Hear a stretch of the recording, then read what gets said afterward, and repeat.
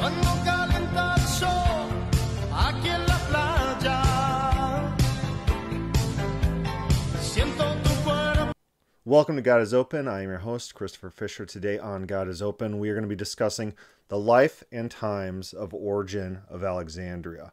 And this is going to be coming from two main sources, one pro-Origen of Alexandria and one that's hostile towards him. Origen of Alexandria was known as innovating the integration of Neoplatonic thought into Christianity. One of his works on first principles is a classic example of using Platonism and giving it a Christian lens. Of course, he's not the first to do this. I have on the screen some dates for some other individuals. Clement of Alexandria came before him, and then Philo of Alexandria before.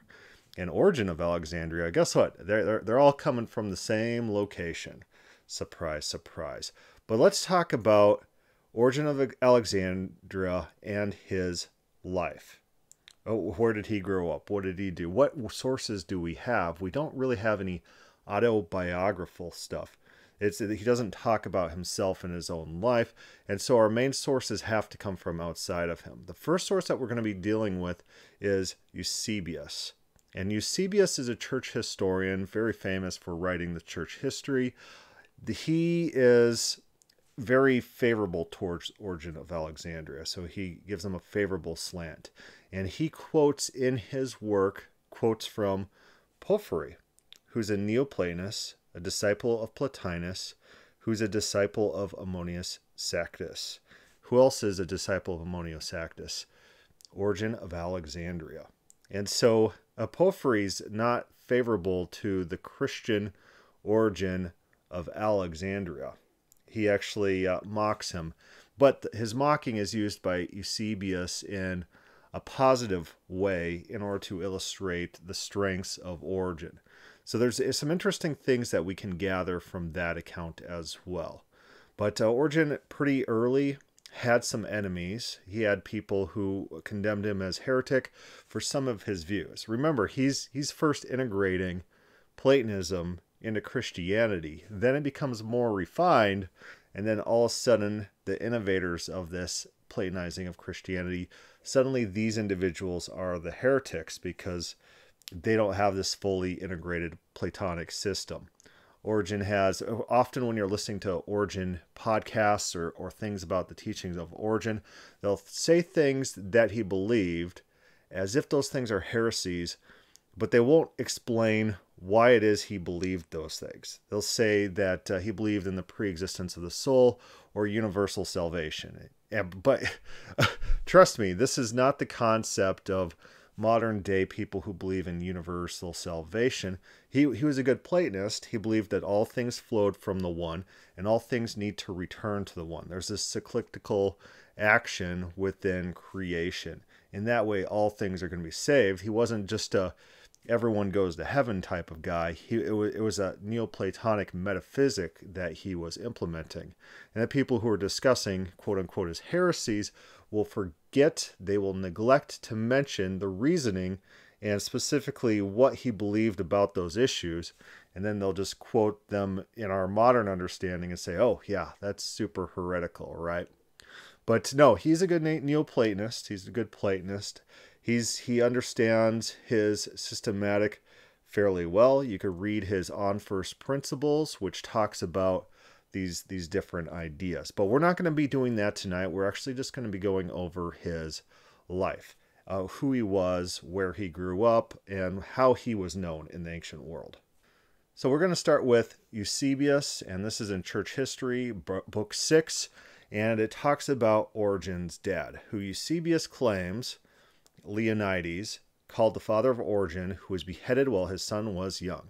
So according to Eusebius, and remember Eusebius lived from about 260 to 339 AD. This is well after Origen. Origen died maybe 253, so there's a gap of location and distance between these two individuals.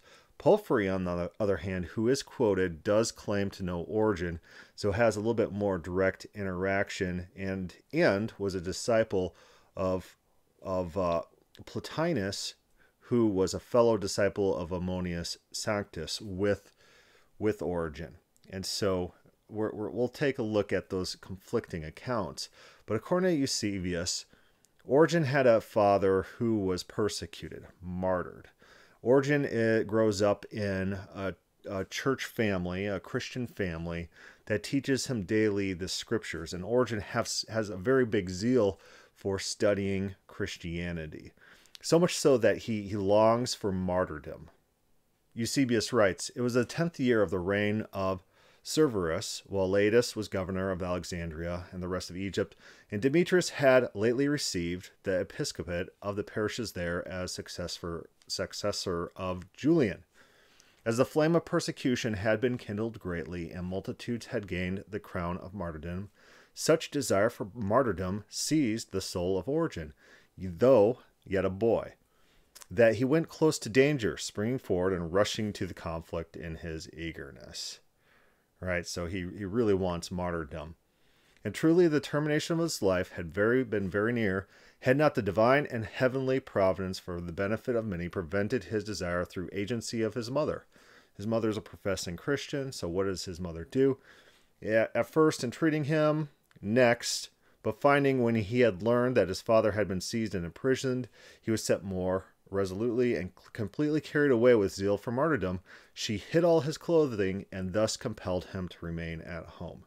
It's like, if you're going to be a martyr, you're going to have to run out naked and shame yourself. And so then he had to think twice about being a naked martyr, according to this legend, right? It does not seem that Eusebius knew Origen directly.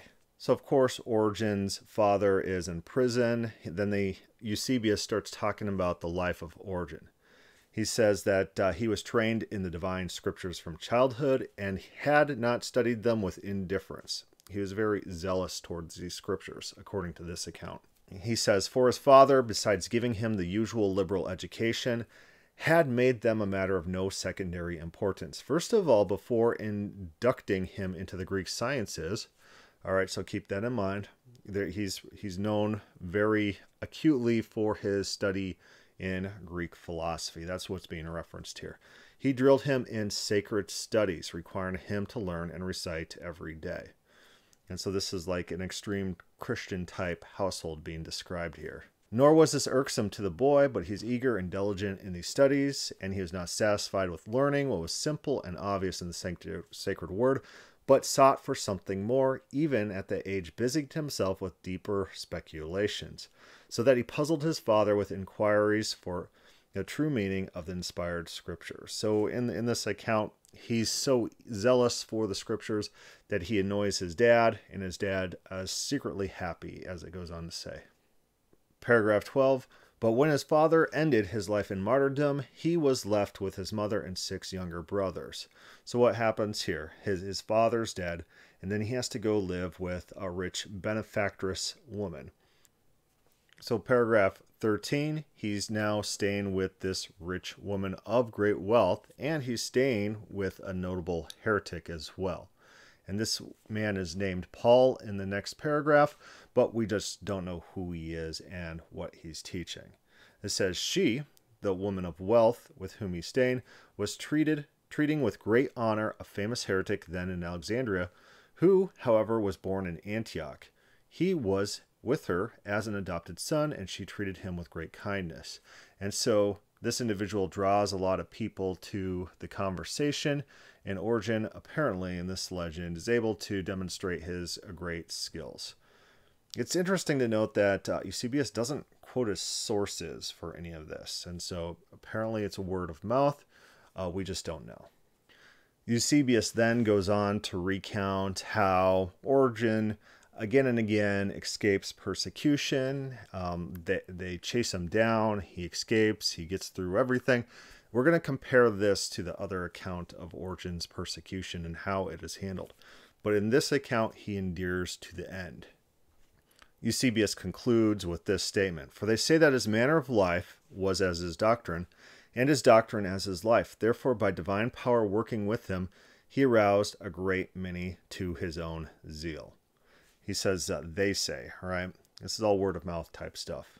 In the next paragraphs, Eusebius describes him as an ascetic, someone who disdains earthly desires, lives a very philosophic life devoid of pleasures. And we're going to quickly get into this idea where he castrates himself in order to avoid sexual, let's say, sexual urges. We're just going to actually skip to that reference and read it. At this time, while Origen was conducting instruction in Alexandria, a deed was done to him, which evidenced an immature and youthful mind. And so Eusebius is saying this was just done zealously, and if he was older, he would have given it a second thought and then not done it. It's kind of dismissive of this act, if this act even occurred. But this is the idea that, he was castrated, which apparently was a well-known and sometimes derided idea that one would castrate themselves, that Origen was looked down on for this act. And so Eusebius dismisses this as like youthful zeal. He says, "For he, Origen, took the words, 'There are eunuchs who have made themselves eunuchs for the kingdom of heaven's sake,' in a too literal and extreme sense, and in order to fulfill the Savior's word, at the same time to take away from the unbelievers all opportunity for scandal. For although young, he met for the study of divine things with women as well as men. He carried out in action the word of the Savior." So he castrates himself. Eusebius then talks about a certain Demetrius who at first encourages this act, then uses it once Origen starts getting a little bit of fame to decry him. There's an act of jealousy.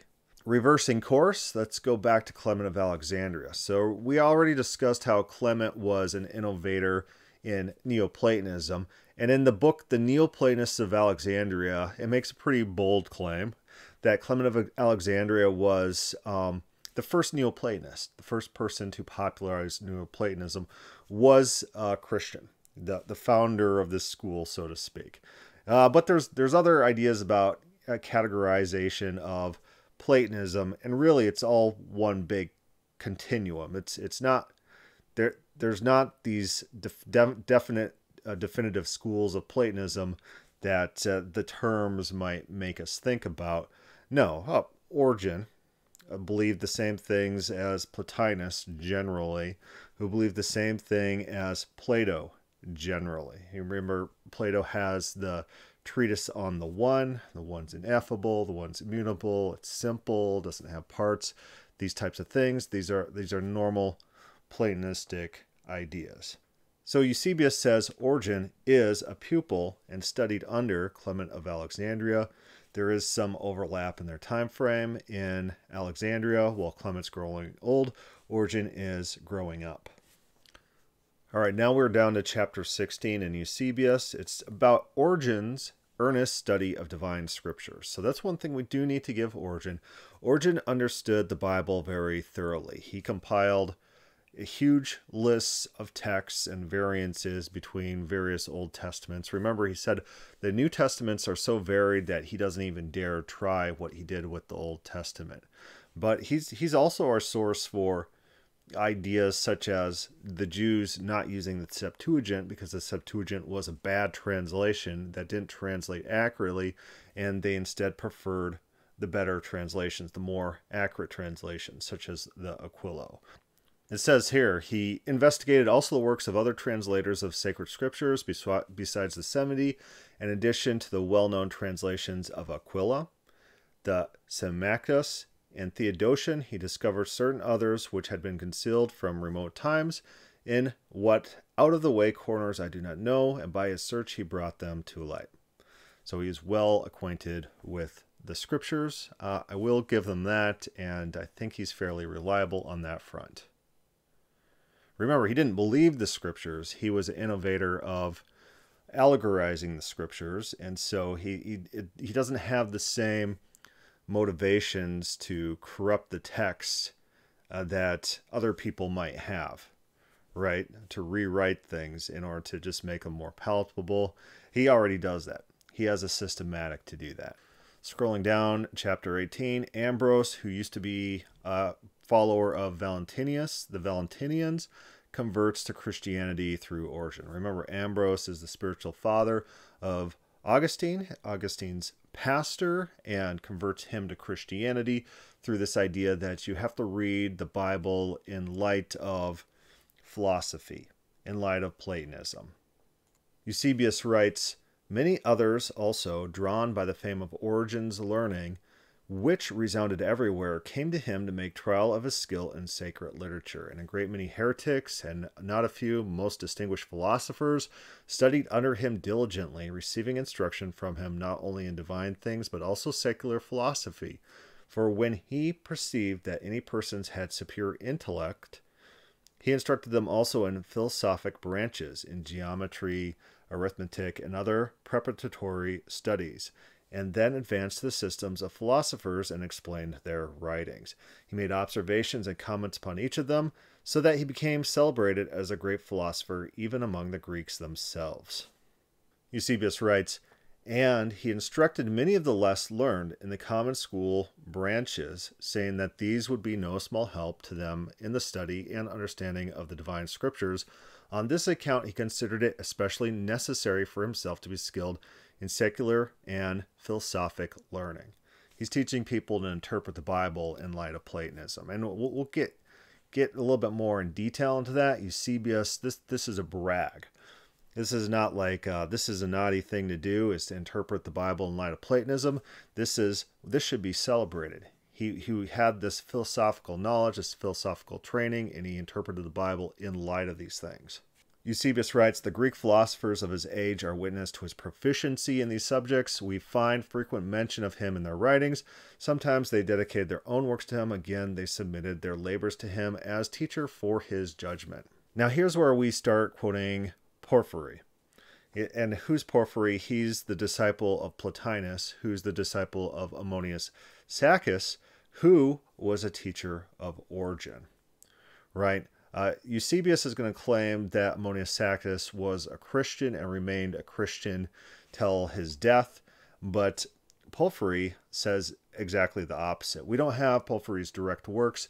We only have him quoted in Eusebius because, of course, the church went through these purging cycles where they would destroy any pagan works. And among those were the works of the Neoplatonists, who were critical of Christianity. And so we have them preserved, snippets, fragments of these writings in Christian works, and that we have to just kind of mentally piece them together. But Porphyry is a critic of Origen. So let's hear what Porphyry has to say. Porphyry, a man who actually met Origen. He says, even Porphyry, who lived in Sicily in our own times and wrote books against us, attempted to traduce the divine scriptures by them, mentions those who have interpreted them, and being unable in any way to find base accusation against the doctrines for lack of arguments, turns to reviling and calumniating their interpreters, attempting especially to slander Origen, whom he says he knew in his youth. And so here we get the idea that Porphyry actually knew Origen. And Eusebius is getting angry because Porphyry is saying these Christians have bad interpretation. Rather than attacking the Christian philosophical doctrines being taught by Christianity, he's not attacking that. And Eusebius is saying, look, he's not attacking our philosophy. He's attacking our interpretation style because he doesn't think it's an honest interpretation style. Right? Eusebius is proud of the philosophical interpretation of Scripture. But truly, without knowing it, he commends the man. Porphyry commends Origen accidentally, telling the truth about him in some cases where he could not do otherwise, but uttering falsehoods where he thinks he will not be detected.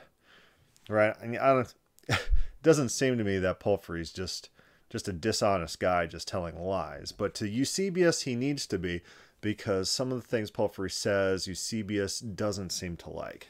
Sometimes he accuses him as a Christian. Again, he describes his proficiency in philosophic learning, but hear his own words. Now we're going to get the direct quote.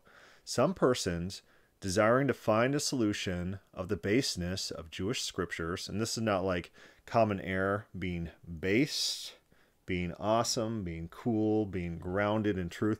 This is like baseless, like this is nonsense. Some persons desiring to find a solution to the absolute corruption, the baseness of Jewish scriptures rather than abandon them have had recourse to explanations inconsistent and incongruous with the words written, which explanations, instead of supplying a defense of the foreigners, contain rather approval and praise of themselves. For they boast that the plain words of Moses are enigmas. Yeah, this sounds pretty common, right? And regard them as oracles full of hidden mysteries, and having bewildered the mental judgment by folly, they make their explanation. So this is Porphyry criticizing Christians. And what's the criticism?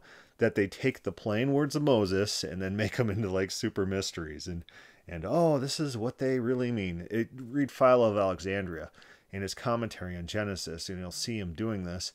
It's all sorts of absurd leaps of logic. You read just a normal phrase, and then you have this huge explanation that's an absurd leap of logic that has nothing to do with that what's actually being discussed. But I guess it might sound flowery enough for people to say, oh, wow, that's some pretty deep philosophical insight. But it's absolute nonsense. And so the criticisms being levied against Christians by Porphyry are accurate. All we have to do is read these people in their own words. Farther on, he says, Porphyry says, as an example of this absurdity, take a man whom I met when I was young.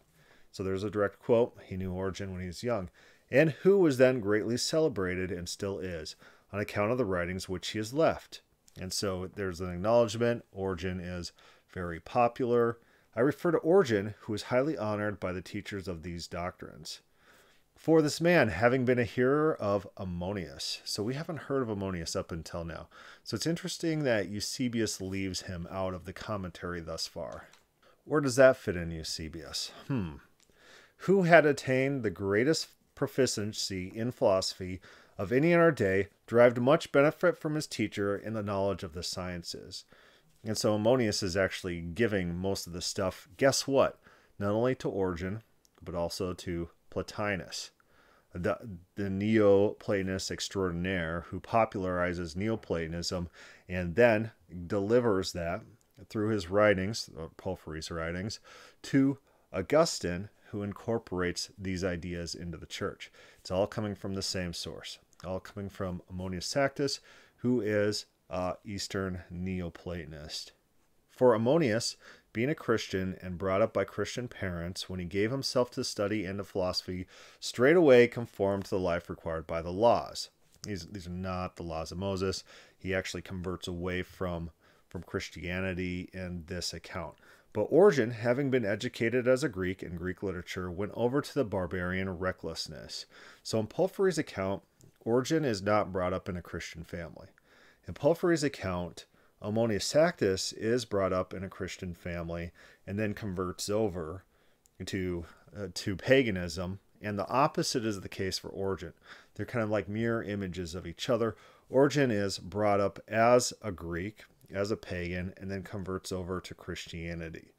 And we will be reading that hostile individual, Epiphanius, who doesn't like Origen, and we'll see how stories about Origen kind of morph or take on a new flavor over time, and we'll see how legends develop and perpetuate based on who they're talking about, right? And so all of history needs to be taken with a grain of salt. These are individuals removed in space and time from the actual events. A lot of this is word of mouth that's coming down to us, and we're already seeing here that there are conflicting accounts. So who's more reliable? Is it Eusebius or is it Porphyry? Is it a person who didn't know Origen and is defending Origen's philosophy, his Christianity, or is it the individual criticizing Origen and Origen's Christianity? So he says Origen goes over to barbarian recklessness. This is the Jews. The Jews are barbarians in that society. And carrying over the learning which he had obtained, he hawked it about in his life, conducting himself as a Christian and contrary to the laws, but in his opinions of material things and of the deity, being like a Greek, and mingling Grecian teachings with foreign fables. This is Platonism. This is not Zeus ideas or anything like that. When Porphyry's talking about Greek teaching, he's talking about Platonism. Porphyry writes, for he was continually studying Plato. right? He's continually studying Plato, and that's pretty apparent by anyone who's familiar with both Plato and with Origen. He studies Plato. And he busied himself with the writings of Numerius and Cronius, Polyphanes, Longinus, Moderatus, and Nicomachus, and those famous among the Pythagoreans. And he used the books of Chaeremon the Stoic and of Cornucius.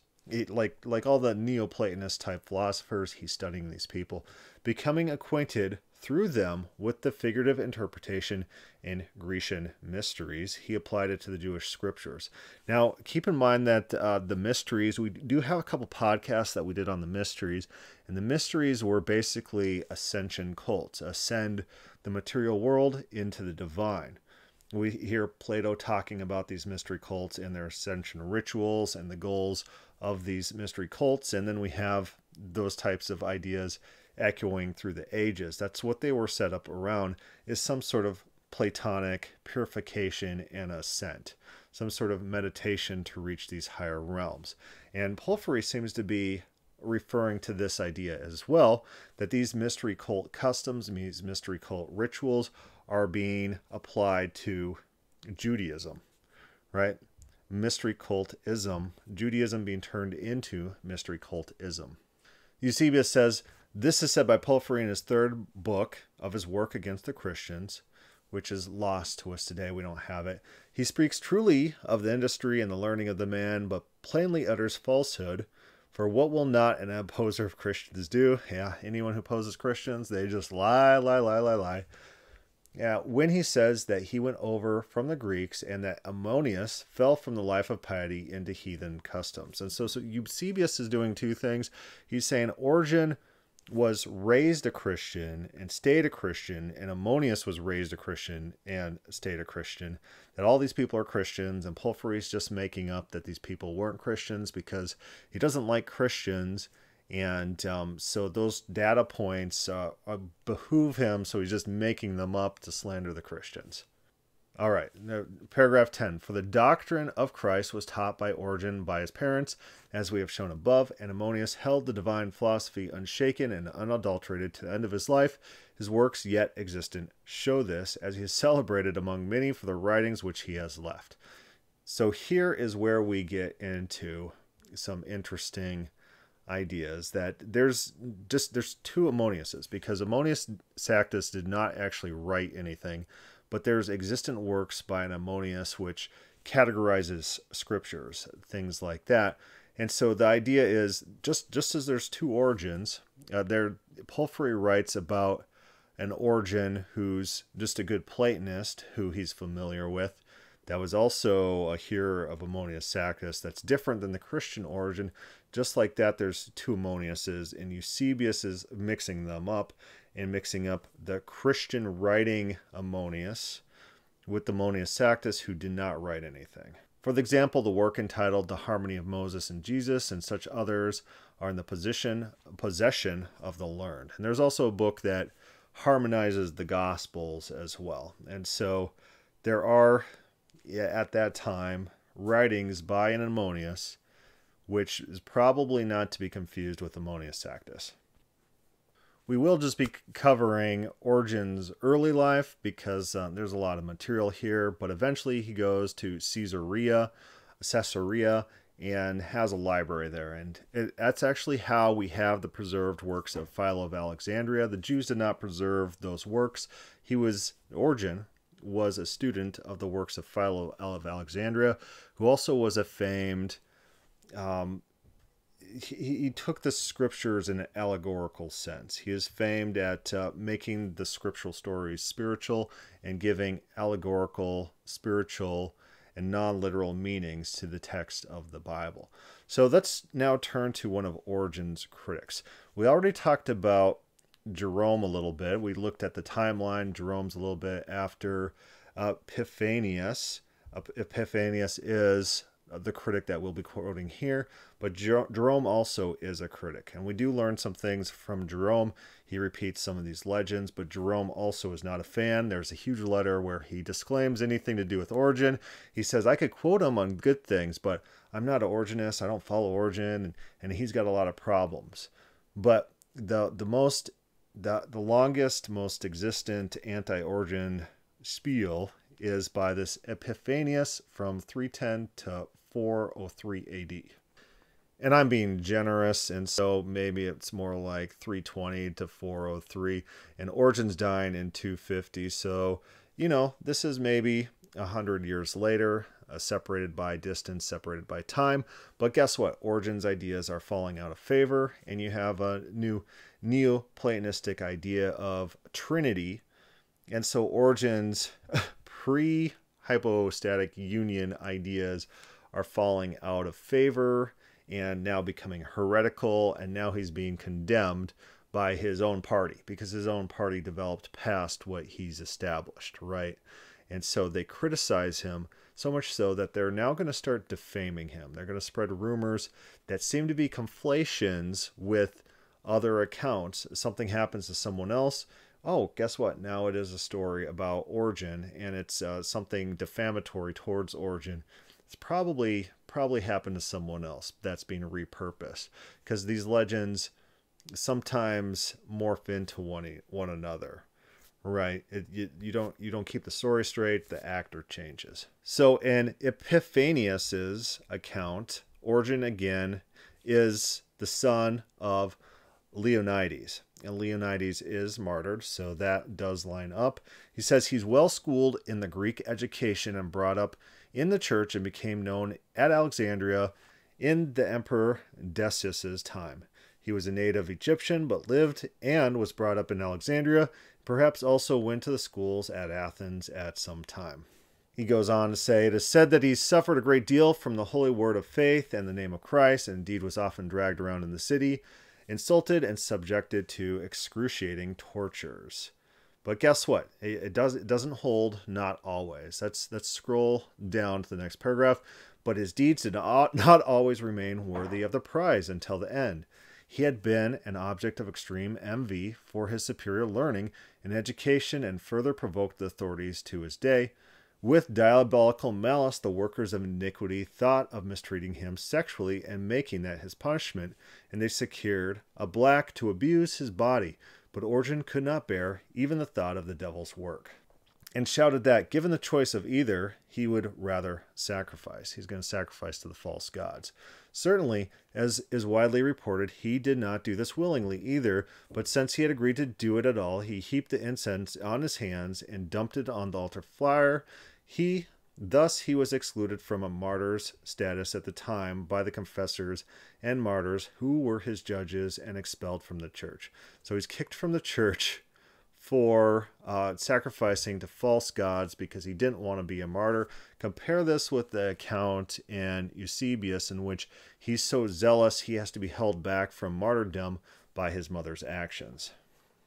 Looking down here in the footnotes, it appears that this seems to be a variation on the story of Origen's pupil Potamania, who is threatened with rape by gladiators, answers defiantly, and is put to death. And so this is kind of a fictional story that's being applied to Origen. It's not found in other writers, and likely fraudulent. But since our friend here, Epiphanius, does not like Origen, he's going to repeat it. He's going to claim it. Eusebius doesn't actually report anything like that. But again, Eusebius also is somewhat untrustworthy, and he admits in some of his writings that he's left out things that might be defamatory towards Christianity. So he's admittedly biased in his historical recordings. The next footnote here states that, that he's inaccurately quoting, that Epiphanius is inaccurately quoting Eusebius on Origen being kicked out by the synod. Epiphanius then reports that Origen flees Alexandria out of shame, right? This is shame, and lives in Palestine, that is Judea. Arriving in Jerusalem, he is urged by the priesthood as a man with such skill in exegesis, so highly educated, to speak in the church. So he spent some time in Jerusalem. In any case, he goes back to Alexandria and meets Ambrose. In this account, Ambrose is a Marcionite or a Sabellian rather than a Valentinian. and then converts him to the faith.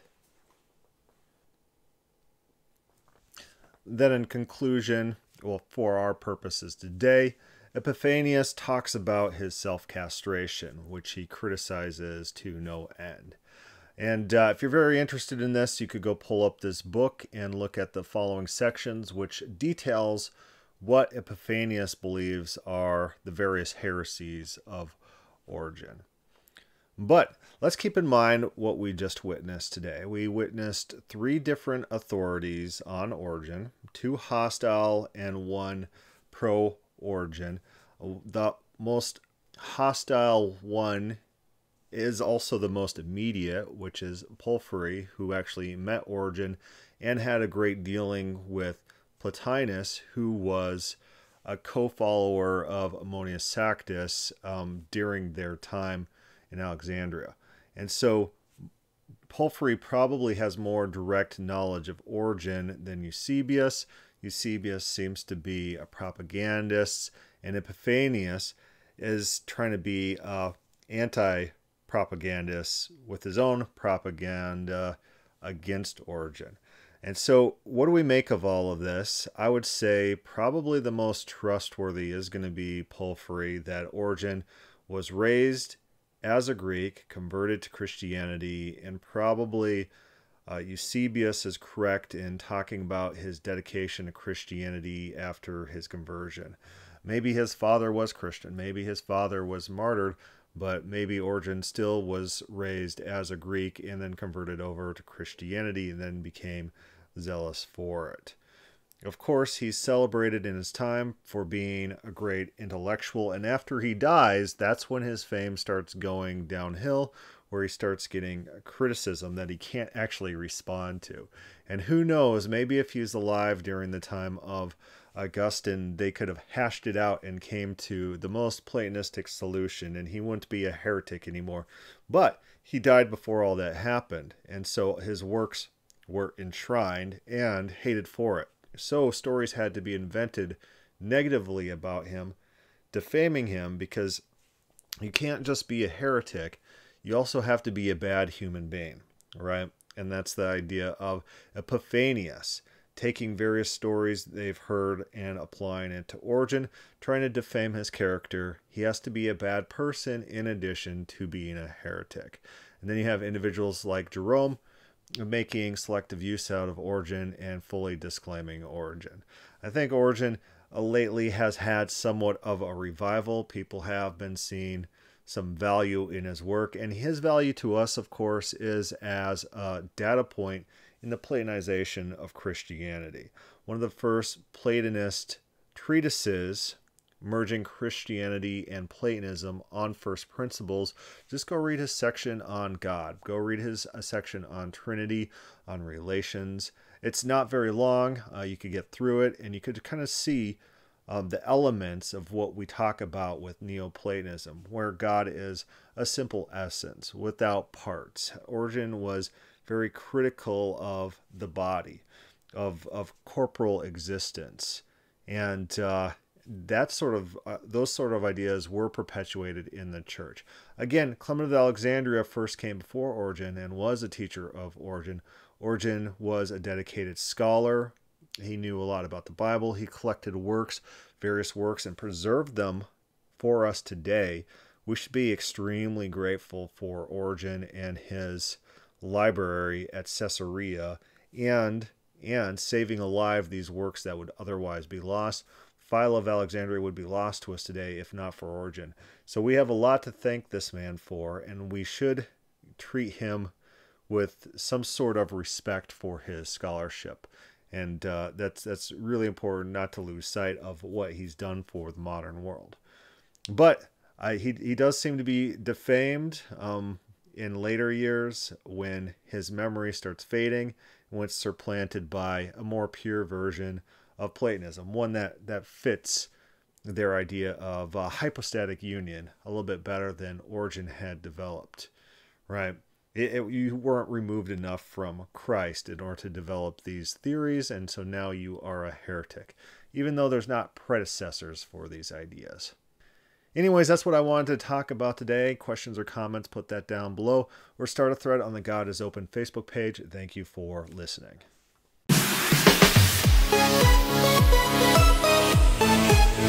Thank you.